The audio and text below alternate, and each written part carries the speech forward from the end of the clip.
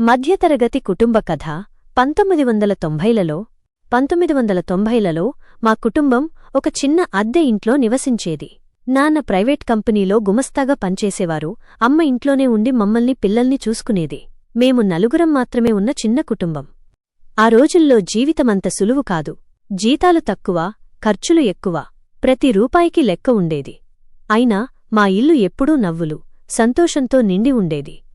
నాన్న ఆఫీసు నుండి అలసివచ్చినా మాతో సరదాగా కబుర్లు చెప్పేవారు. అమ్మ రుచికరమైన వంటకాలు చేసి అందరి కడుపు నింపేది. నేను, నా తమ్ముడు ఆడుకుంటూ వాదించుకుంటూ మళ్లీ కలిసిపోయేవాళ్లం. ఆ రోజుల్లో టీవీలు, కంప్యూటర్లు లేవు.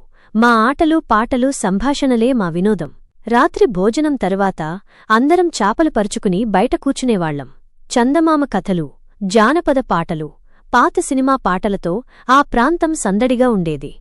పండగలప్పుడు బంధువులు, స్నేహితులతో మా ఇల్లు కళకళలాడేది. అమ్మ చేతి వంటకాలు, నాన్న కొన్న కొత్త బట్టలు, అందరితో కలిసి ఆడుకోవడం, పాడటం. ఆ రోజులను నేను ఎప్పటికీ మర్చిపోలేను. మా నాన్నకు పుస్తకాలు చదివే అలవాటు ఉండేది. ఆయన లైబ్రరీ నుండి పుస్తకాలు తెచ్చి మాకు బిగ్గరగా చదివి వినిపించేవారు. ఆ పుస్తకాల్లోని రాజులు, రాణులు, సాహసికులు, నైతిక కథలు మా ఊహలకు రెక్కలు తొడిగేవి. అప్పట్లో మాకు పెద్ద కోరికలుండేవి కావు. చిన్న చిన్న సంతోషాలే మాకు అమితానందాన్ని ఇచ్చేవి. కొత్త బట్టలు వేసుకోవడం, సినిమాకు వెళ్లడం, ఐస్క్రీం తినడం. ఇవే మా పండుగలు. కాలం గడిచేకొద్దీ జీవితం మారింది. నాన్నకు ఉద్యోగంలో పదోన్నతి వచ్చింది. మేము సొంత ఇల్లు కొనుక్కున్నాం. టీవీ, ఫోన్, కంప్యూటర్, ఇలా ఎన్నో కొత్త వస్తువులు మా ఇంట్లోకి వచ్చాయి.